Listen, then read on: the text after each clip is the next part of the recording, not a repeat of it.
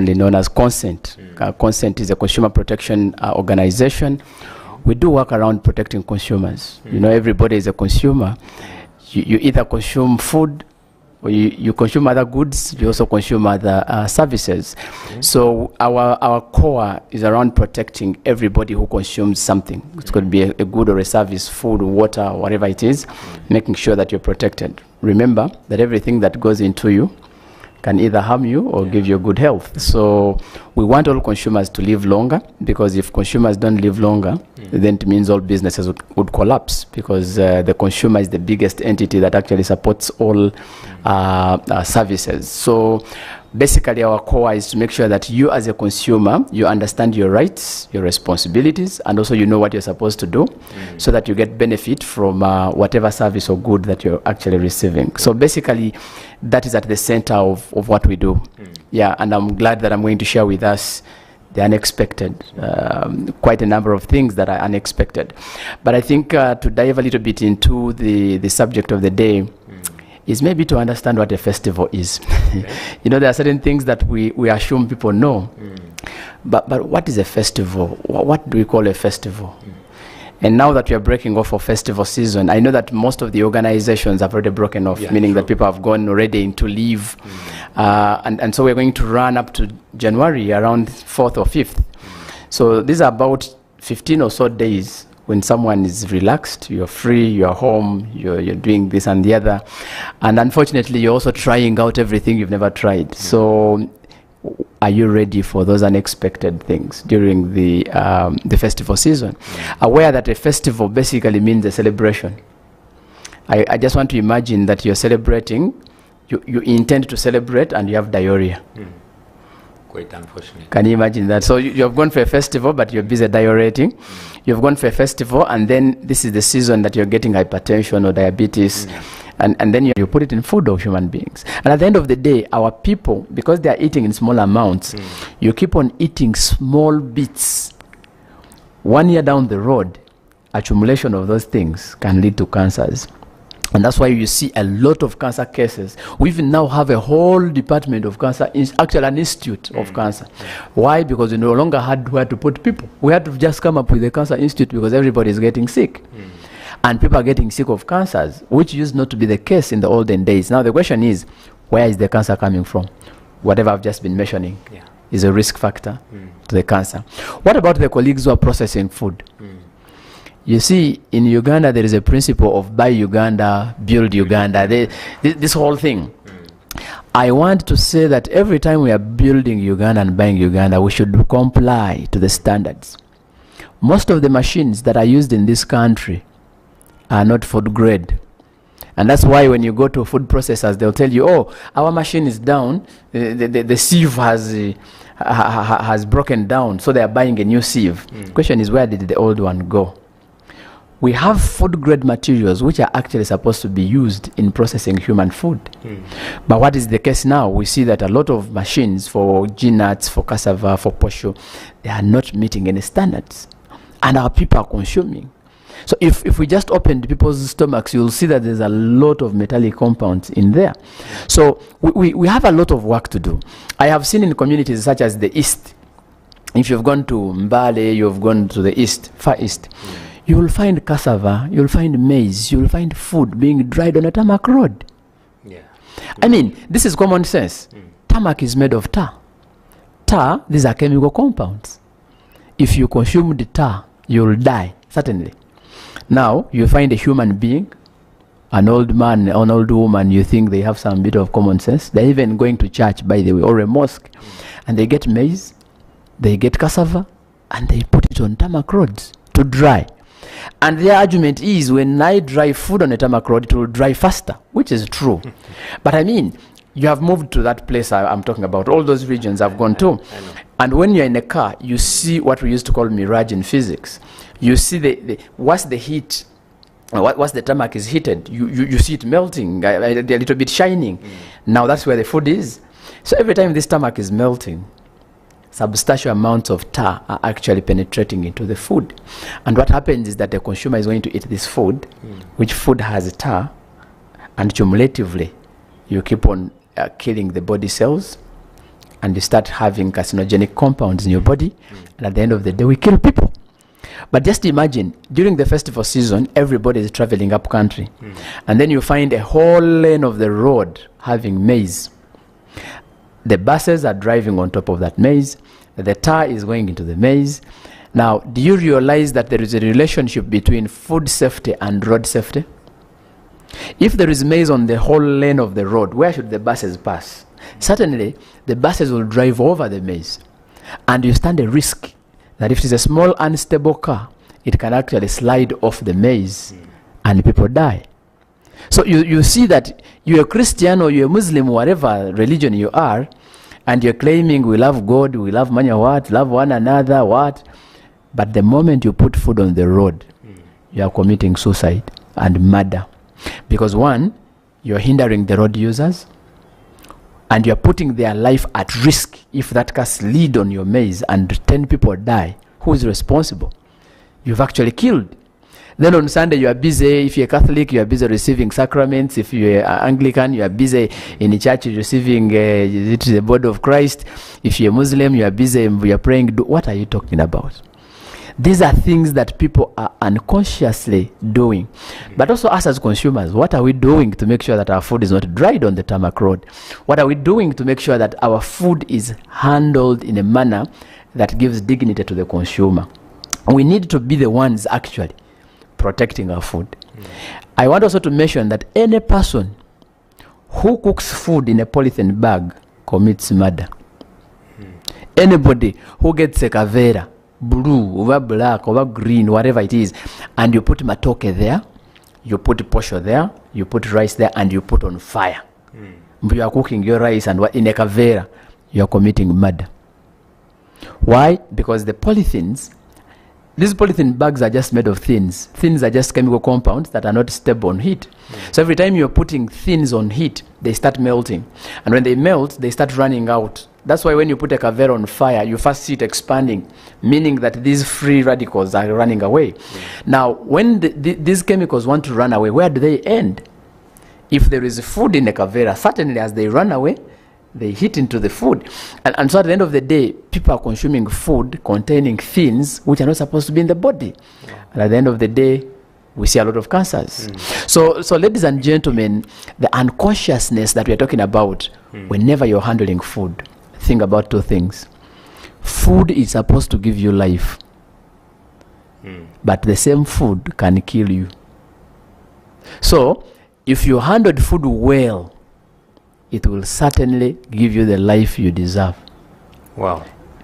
Very interesting. Yes. And very alarming, actually. Yeah.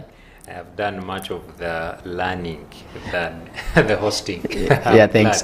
And thank you so much. This is really important information that every person out there needs. And if you're not paying attention, then please pay attention the more. Yeah. So we're going in for a very short break and return with this important discussion. Issues at hand, powered by Protea Hotel by Marriott Entebbe. Comfort and luxury at its best.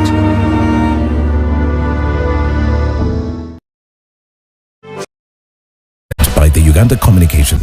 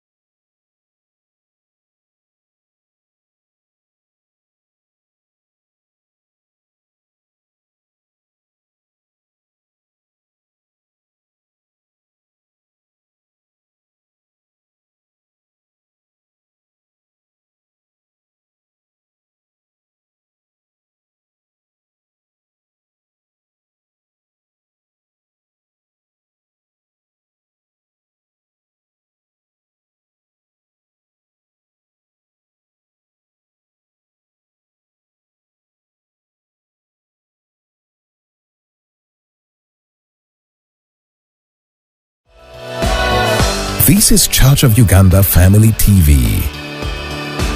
Enriching lives.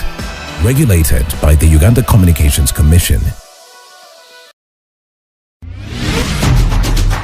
Issues at hand, powered by Protea Hotel by Marriott Entebbe. Comfort and luxury at its best. All right, welcome back. You're still watching Issues at Hand. Of course, today we are talking about issues to do with unconscious consumption of food, majorly during this period of time. But of course, this conversation extends further, because ideally what we have been discussing, the alarm that has been caused, it is a day-to-day life, how you eat food on the streets, how you eat your own food, how you prepare your own food, and all those things. And talking about safety on the road, people drying, sun drying, their food is also something that is going on. It's not just that it has been only in their festive season. So it is an all-round discussion. Use this information for your own health benefits in the future, and of course even targeting this period of time, the festive season. Now, question. Yes. Why do consumers tend to neglect food safety tips or food safety awarenesses, such sort of? In my opinion, it's the unconsciousness people have. It's about not being serious. You don't know what you want. Two, it's about not being informed of the repercussions of our actions. You see, I have to tell you that consumers seem not to be, either they don't know or they're just unserious. Or they don't know why they are doing particular things. Like I'm just going to take you shortly through a few things that consumers do just because they don't know. Can you imagine that there is good food on the street? You've seen potatoes. Yes. Someone has potatoes, yams, Roasted. well cooked, and they're on the street. But they're non-open. Oh. You get it? Very good food, but non-open. Now, a consumer sees the food, very good, Very unattractive. attractive, but just in open and on the road. Now, it is unseriousness that a consumer would buy that food, because the food has been on the street. I've seen the mandazi on the street there, just around the park, and it's just open like this. Now, the fumes from the cars, the dust from everywhere, there's so many hands. You've seen someone roasting maize and then you want to buy it. Then you see a consumer touching it. Says, like, let me first check. He puts it on his skin to see whether it is still hot or something, and puts it back. I mean, it's just lack of, I don't want to call it common something, but it is just about unconsciousness that we have as consumers, not being serious. We don't know what we want. And I think it's high time that maybe the more we sensitize the people, the more they will actually learn about these things, and maybe they can be more conscious about how to do things. You go to Kalere, you will find a consumer who is old, 40 years. That one will be an adult. But he goes and buys tomatoes or whatever food on the ground. Suppose they assume that it is cheap, but the food is on the trench. There is even sewage running, but the consumer goes to buy that. What would you say? There is sewage running. Someone has put his dodo there, and the consumer is busy buying dodo along the trench of waste.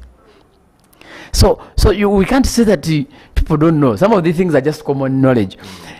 You find okay, let me just use an example of Kaleri. The road is narrow. Very. But all traders have left the market, started to sell food on the road. Now, this is a food and road safety issue. Now, while the consumer wants to park their vehicle to go to the market, where they're supposed to be parking, it's a market itself. So how do you park there? And what should the consumer do? And whose responsibility is it anyway? Why would the market master, for example, allow such an activity to happen? It means that people during the festival, quite a huge number of people are coming to purchase food. But many of them are likely to die at the point of buying, because their life is at risk.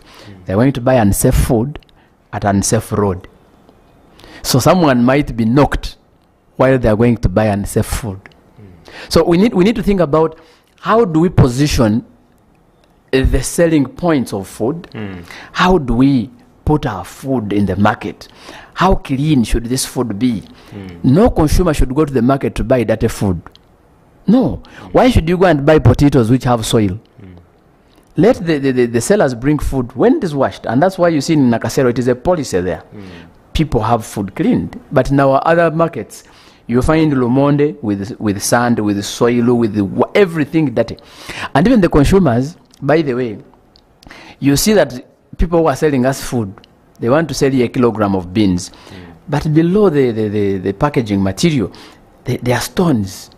You've seen that kind of stuff. So people put stones, sand, and then they put a little food on top. So I think we need, as consumers, be careful when you're buying food, be in charge of what you're actually buying, and be responsible. Make sure that everything you're touching is clean, is safe, so that you actually go into the festival, which I mentioned. A festival is supposed to be a celebration. Please don't go into a celebration when you have diarrhea. When you are running up and down, you are running to the loose, you are not comfortable. You'll come back to office when you are sick. Okay. So I think that is a basic on food safety. But there are other two components that I wanted to fix there. Right. The issue of food waste. Ladies and gentlemen, this country is suffering from what we call food poverty. The inability of individuals to have adequate food per day. People have one meal or even none in this country. There are people who are sleeping hungry, not because they are unlucky, but they don't have the means of getting the food. Now, there are also people in this same country who are eating 10 times, 5 times or so, because they have been privileged to have the food. Yes. Now, while you get food and you have the resources to purchase this food, please eat responsibly. Only cook food that you can consume. When you go to the parties, because now this is the time of partying, please, when you go to the party, don't serve as if tomorrow is not there. Be selective with what you are serving. Ensure that the food you are serving is going to be eaten to the latter. Make sure that the food you are putting on your plate, please eat it to the latter. Why? When you serve food and you don't finish it, that is immoral. Immoral. Yes. That is immoral, because your neighbor slept hungry yesterday, and for you have exorbitant, and you can have the potential to throw it away. Okay, you throw it to the pigs, and we say, okay, maybe the ecosystem will rule. But then people eat this food and put it in the Kasasiro, and it ends in Chitezi, killing people again. So the consciousness when you are serving has to come in handy. Serve what you can eat. Cook what your family can eat. Why should you be 3 people and cook food for 8? And you're sure that you'll not finish it? Only cook food that you're going to eat. You know that your family members, some of them don't eat meat. For example, a household has 5 people, but 3 of them don't eat meat. Why do you cook 3 kilograms of meat? Just cook enough for people to eat. No one must leave food on the plate. That's what we call food waste. We have seen in parties or weddings, we go there and you see 20 people go without food when 100 people have thrown food. Why should you serve chicken boiled, chicken roasted, chicken fried on the same plate? Yeah. Why should you serve meat that is fried, deep fried, and boiled on the same plate? Why? This is the same food. Why should you serve, for example, pilau, white rice, and brown rice on the same plate? It means you're not serious. You just don't know what you want. And that's why you will see someone testing chicken a little bit, puts it back, picks fish, tests a little bit. At the end of the day, we end up throwing a lot of food that would actually have fed other people. If you just use the case of Kampala, go to Karerwe, hundreds of tons of food are being thrown away at Karerwe there. That's right. But when you come to Mulago, there are these street kids that are asking for just 1 piece of apple. But you're throwing tons. So there is a lot of food waste. So as we are going to the festival season, we are going into the festivities. Let us jubilate, but with a conscious mind. Prepare what is adequate for your family, for your friends, for your visitors. Don't exorbitantly prepare food because you want to show off that you are coming from Kampala. No, prepare what is enough, because after all, in January we are going to need that food and we shall not see it. Much. So for now, eat sparingly, eat what is enough, just cook what is enough, buy what is enough that you can manage. This business of buying too much food and you don't have a refrigerator, it is going to go bad and you throw it away.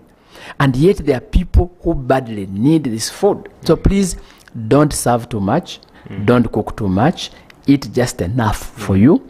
Even if you eat more meals, I have no problem, but make sure that everything that you have cooked is consumed, everything you have served is eaten to the latter, so that we don't pour food, we don't waste food.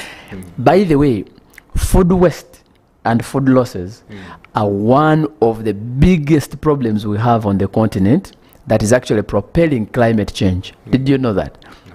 Go to Chitezi. You will see what I'm talking about. Every time you throw away tomatoes, for example, they will find themselves in Chitezi, heap up, and start generating methane, which is actually a very bad gas that we don't need in the atmosphere. And will start going there and it becomes an ozone gas. And at the end of the day, the more waste we have, the more we are compromising the environment. That is the truth of it. So food waste is one of the risk factors to climate justice. So you find that every time we increase the waste, we are actually affecting the environment, and so we are going to have these climate issues. And that's why people say, plant more trees. Why are we planting more trees?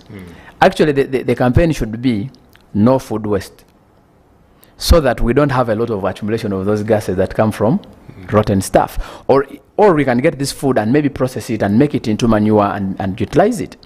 And maybe before we go to another short break, people should remember that non-communicable diseases are still with us,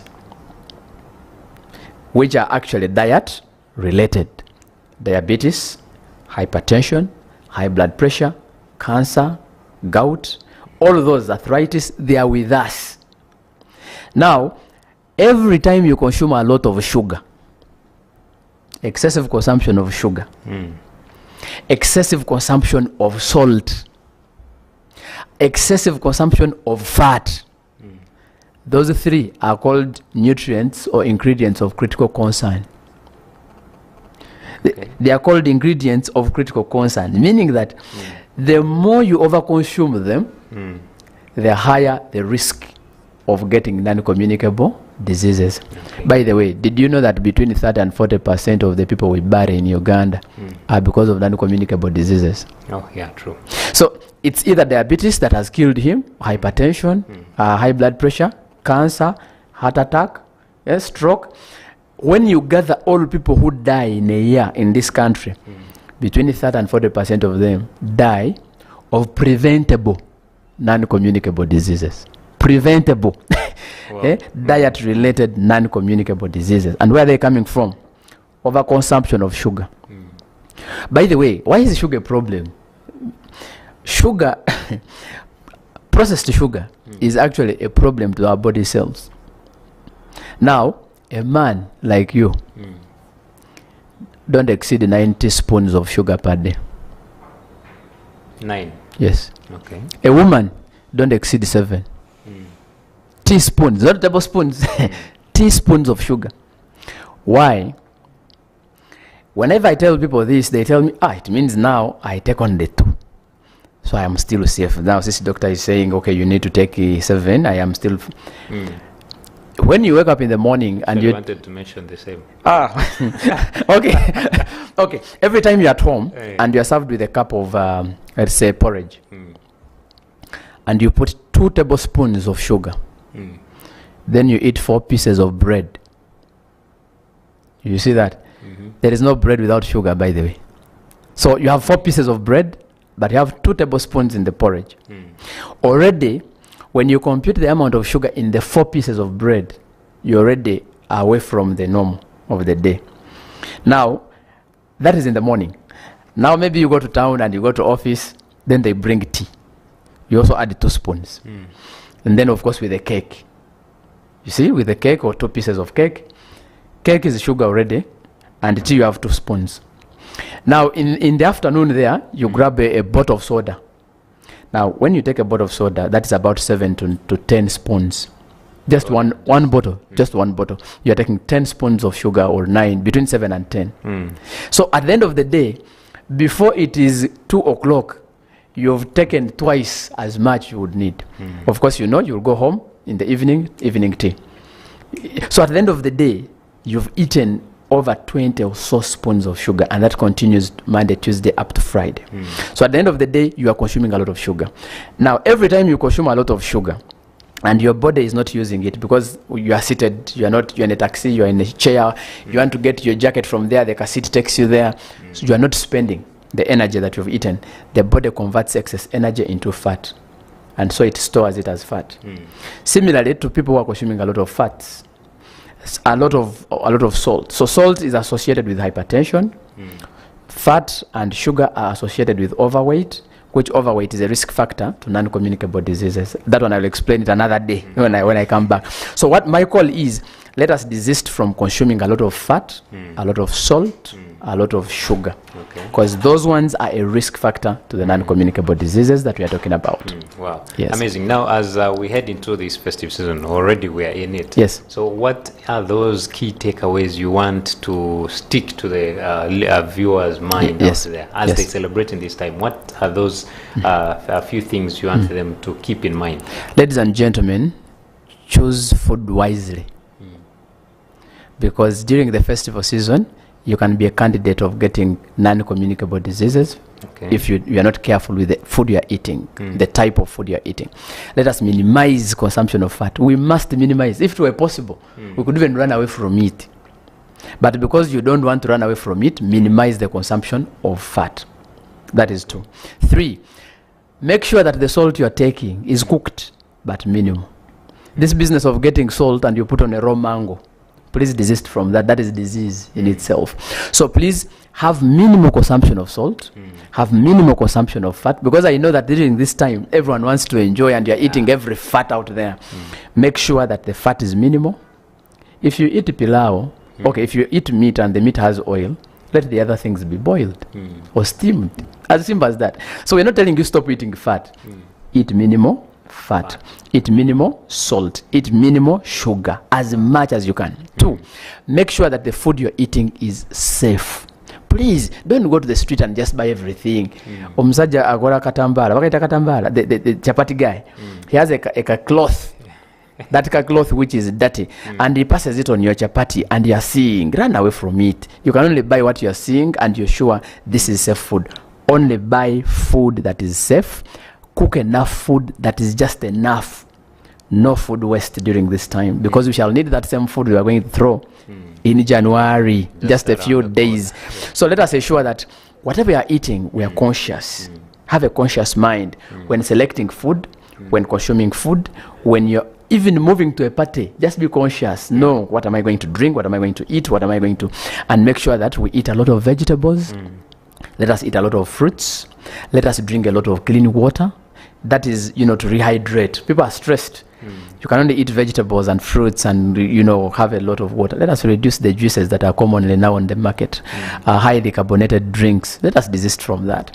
When our children are in holiday, desist from what you've been giving them, junk. Give them food. Give them food, like give them cassava. Give them potatoes. Give them matoke. If it were possible, boiled. That would make a lot of sense. People go back to school when they are healthy. But for now, when you continue with this junk thing we are eating, people are going to put on a lot of weight. And when you put on a lot of weight, you become a candidate of non-communicable diseases, which never cure easily. So you keep spending money to treat something that you just gained in 10 days of Christmas festival. So it would be nice that our people, we focus on cleanness of the food, hygiene of the food, making sure that the food we are eating is actually safe. No overusing oil. Every time you use oil 2, 3, 4 times, it ceases to be oil. It is something else. So let us be careful. Let us be keen what are we putting in our mouth, because it can result into a disease that you are not going to manage so easily. So consumers, we shall keep sending you these messages on your phones, on your TVs. Please pay attention and listen to them, and also pose your questions. We can always be able to respond to those questions. So basically, that is the message. And I think that when you go to church or the mosque during these festival seasons, I call upon the religious leaders, our priests, our religious, actually, instead of preaching love, preach the love of food, because there is nothing beyond that. No one stays a day without eating. People who plan to wash their vehicles, this is the last message I'm giving. Every time you wash your car in a river, you commit murder. Oh, yeah. Because these are petroleum products in your car, and you're washing it in people's water, and people are fetching right there. This is suicide. So we have to be cognizant of the neighbor. That is the love of the neighbor. When I'm selling, people in the market sell only food that is meant for human beings, sell food that is safe, desist from putting chemicals, desist from wrong preservation of food, so that you protect the people who are giving you the money. Imagine a consumer who dies. Every time you lose a consumer, the business person loses market. So it's very important that we protect our people who are supporting our businesses. We support our people who are actually giving us the money, who are coming to buy from us. So protect the consumers at any one point. After all, even you who is selling, you're actually a consumer of your own products. So it is very good that for us to live healthy during the course of this time. We have safer food, nutritious food. We have food that is not going to cause disease. And at the end of the day, we meet each other in 2025, live and clear, and doing our very best. Wow. Yeah. Unfortunately, time is against us, so I'm just going to request you give us your Christmas message as we head out of this place, just in a few seconds. Yes. Ladies and gentlemen, we wish you the best during the Merry Christmas, but also during the festival, and we wish you the Happy New Year as we proceed into 2025. We say that please let us go there safe, and we come back to 2025 when we are all live and kicking, and no disease that comes from consumption of unsafe food. Thank you so much, and have a blessed week. That has been wonderful and so educative. Yes, I hope you have paid much attention to the unconscious consumption of food. Christmas period is always a very funny one. You want to eat everything. I did not actually, my mind had skipped the issue of eating raw mangoes with salt. That is all dead. I understand you're going to the villages, and this is what you're going to be doing. So please, desist from such. And thank you so much, Mr. Bernard. Of course, he is the program manager from Consent, which is Consumer Education Trust here. We appreciate the knowledge that you've instilled in us, and now I guess I'm nice as a person. Just like I told you, I did much of the learning than the hosting. I have to appreciate you. My name is Luke Majumba Alnaitwe. We are powered by Protea Hotel by Marriott in Entebbe. Have a lovely day. We are still celebrating Christmas each and every day. Please be safe. Peace. Issues at hand, powered by Protea Hotel by Marriott Entebbe. Comfort and luxury at its best.